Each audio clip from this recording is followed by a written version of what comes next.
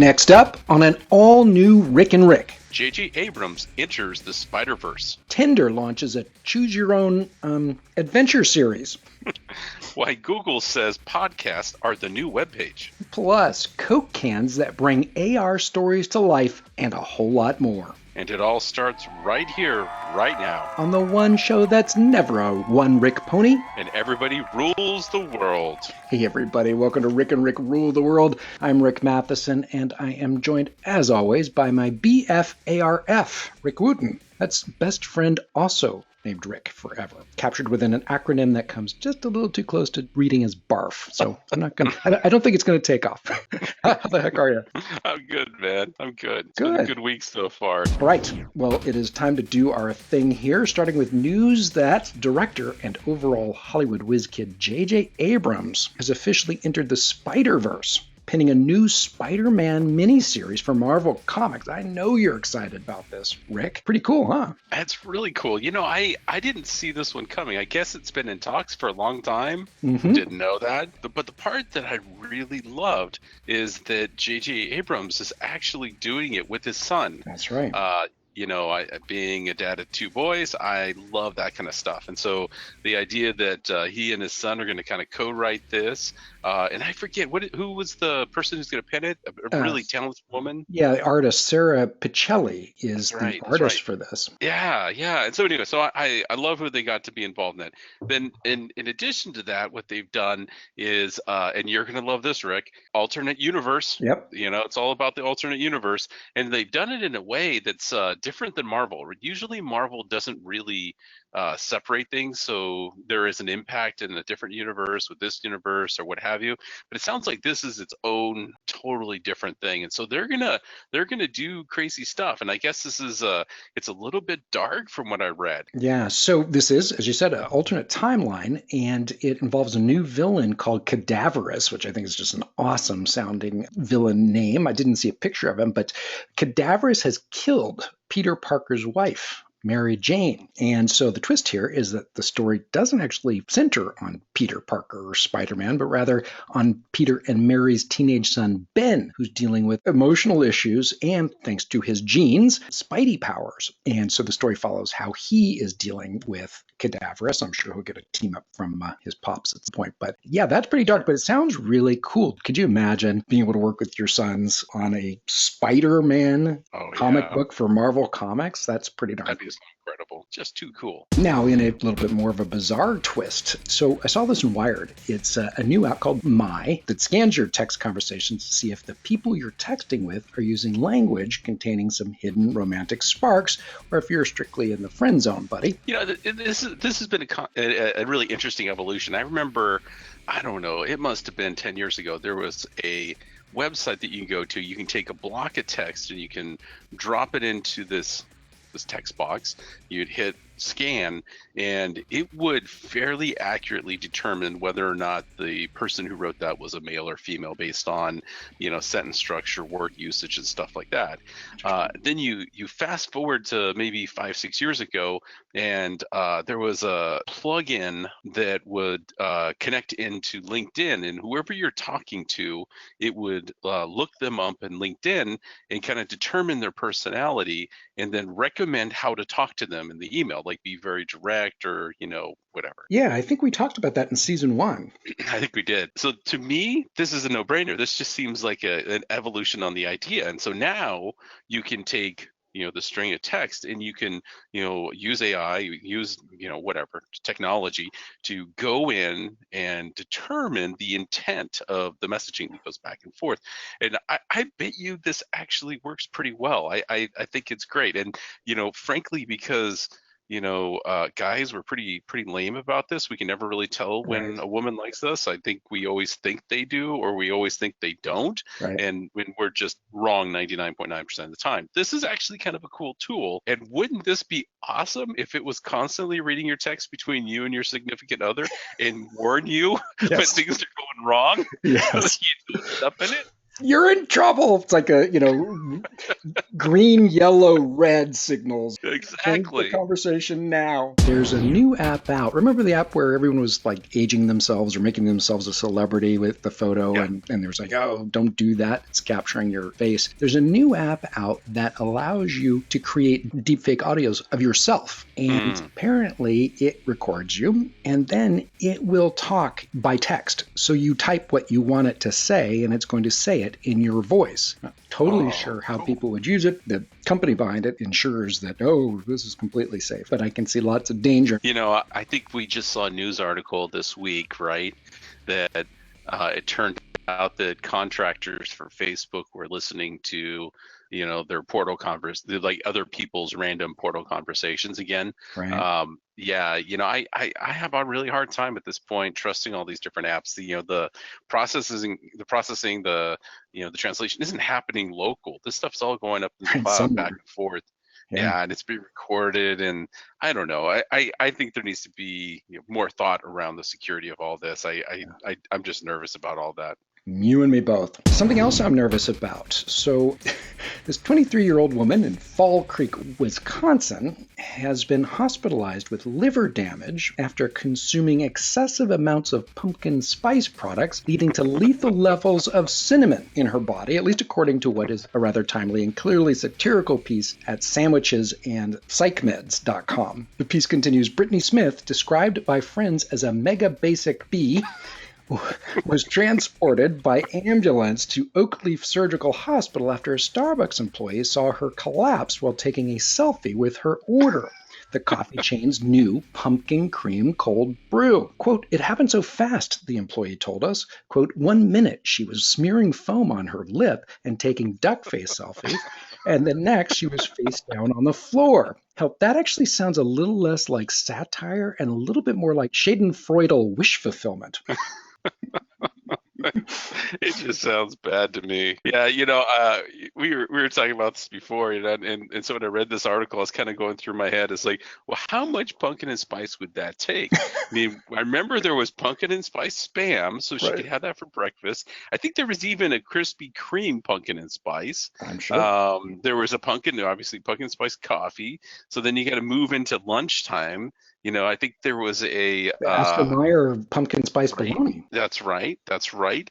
There's also a pumpkin and spice rum.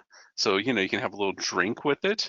There's a pumpkin and spice deodorant. So, I mean, you probably could get enough pumpkin and spice in your life that it could become toxic. So, why this was fake, I think it was hilarious. I thought it was great. All right. What else is awesome is everything on the other side of the short break we have to take. When we come back, it is time for the good, the bad, and the marketing.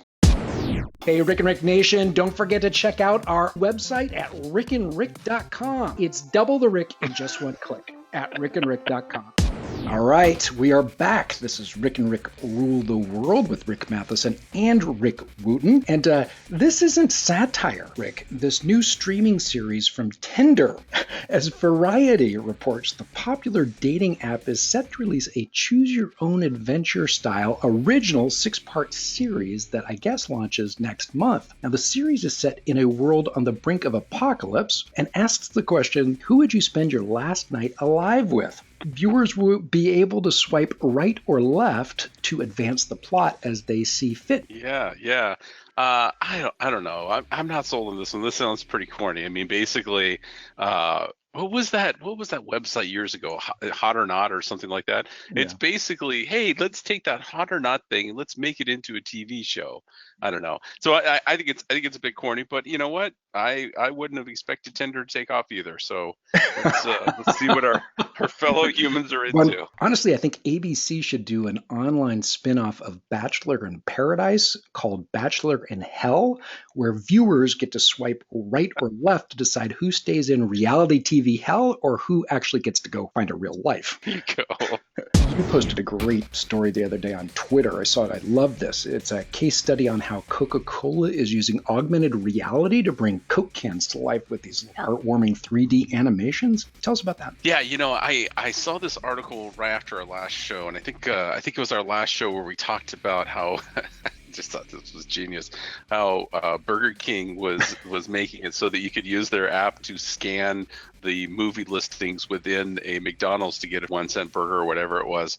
And then I immediately saw this one. I thought, like, wow, this is like the next level. And so, except that it's, about themselves.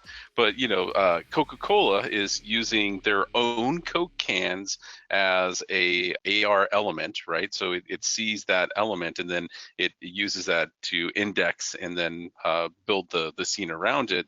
And they have, a bunch of different little icons that dance around, do these different things. And it seems like there's a whole series of these that they're planning to bring out, which was really cool. And so the one that of course was posted in the article was two young boys dancing around with drums, playing the drums, walking around the Coke can. And out comes the soccer ball. They throw down the drums and then they go start playing soccer. I mean, it's really cool. It's really compelling. It's like, something right out of your TV jumps out and starts playing on your coffee table. So yeah, it makes the brand's packaging a multimedia storytelling medium that users are going to spend a few minutes with and engage in these stories. I guess each one ends with the kids sharing a Coke. And what's so great is it unfolds in a unique place, right? The table or desk right in front of the user. It's in that way even personalized. Love to see it really get interactive. I think that would be even cooler. But I think this animation was fantastic. Yeah, and it's you remember the earlier ones of these where you'd have to put down the effectively like the AR code on the table. They were always really jerky and they're very easy. Like if you moved it a little bit, things would kind of go sideways. This is so smooth and clean. It's really amazing. Yay, Coke. Meanwhile, in a case of it's about freaking time, Google has announced that it's going to begin indexing spoken words within podcasts, making, as we talked about on the top of the show, making podcasts the new web page. You sent this. It was from impactbnd.com. Google is now pulling podcasts into its search engine results pages if queries match what's talked about in the podcasts. It's a big step forward. I mean, it used to be that Google was assessing podcast content based on the show's title and the meta description alone. This is a very nice use of this technology to assess the entire podcast for its content. Right. So I'm assuming they're using their speech-to-text technology and they're transcoding on the back end the podcast and then doing keywords based on that, just like they would a web page or a PDF or even a video these days. It's very cool technology and it's kind of neat because it legitimizes the whole podcast genre and it says, hey, we think that this is a source of really good information and we want more people to have access to that, which is great because folks like you and I are not going to spend the time to transcode the ramblings of you and I. So, this is just kind of a neat way to make sure that people can get to our content. Now, the downside, of course, is we're going to find out how many ums we do within, a podcast or how lame of topics that we discuss because we're going to show up for any search of IHOP. All right, we are going to take our second break here. When we come back, it's time for loaded questions. So see you on the other side. Right, we are back. Rick and Rick rule the world. Rick Matheson with Rick Wooten. Rick Wooten, are you ready for some loaded questions? I'm loaded, ready to go. All right, question number 1. In other new tweaks to the Google algorithm, which of the following is most true? Google will A, prioritize news aggregators with the most traffic, B, penalize news aggregators with the most traffic, C, prioritize news aggregators with the most authority, or D, penalize news aggregators with the best kitten videos and lifestyle listicles. Which of these is the most true statement? I'm going to say, I think it was B because they're really trying to focus on source material. That is correct. Answer was B. So according to Adweek, one of the latest changes to the Google algorithm is likely to be bad news for aggregators, pardon the pun. Now the algorithm will prioritize news outlets that do original reporting and where their overall reputation for original reporting is strong. So as the pub puts it, it could be disastrous for news aggregators that depend on digital advertising. So I don't know. I think that's kind of good news. Yeah, I agree. All right. Question number 2. Which of the following consumer cohorts are the most quote-unquote activist shoppers, putting their money where their ethics are? A, Gen X, B, Gen Z, C, millennials, or D, boomers? Which of these consumer cohorts are the most activist shoppers? I'm going to go with millennials. You are correct. And it was a bit of a Excellent. trick question here because actually the answer is both A and C. So Gen X and millennials are the most activist shoppers. So according to Retail Dive, millennials between 25 and 35 years old and Gen Xers, especially Gen X women with older children, favor companies that, quote, treat their employees fairly, are honest and trustworthy, have truthful advertising, and price products fairly, reduce their energy use, reduce packaging, and provide safe products. That's roughly 34% of the U.S. adult online population, or 77 million people with some significant and growing buying power. So, and I think we've talked about this before, but I've seen this when I talk to people where they say, I will only use Lyft over Uber because I don't believe in, the politics, internal politics, in the stance of Uber. And I sent you an article earlier from the Harvard Business Review that was reinforcing that, where 9 out of 10 people were saying that they'd be willing to earn less to do more meaningful work. So the idea that people have this moral compass and that's driving their decision making, we're seeing that more and more, and I think that's a good thing. I think it's a good thing as well. I'm a little bit surprised that it hasn't hit Gen Z yet. Gen Z is going to be in this mix as well.